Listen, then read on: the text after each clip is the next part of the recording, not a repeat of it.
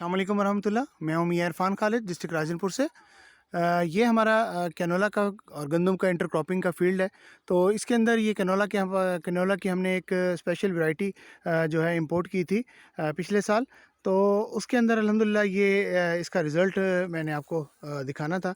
तो ये देखें, इसके अंदर जो फ्रूटिंग की जो कंडीशन है, वो इस कंडीशन में इसको फ्रूट लगता है।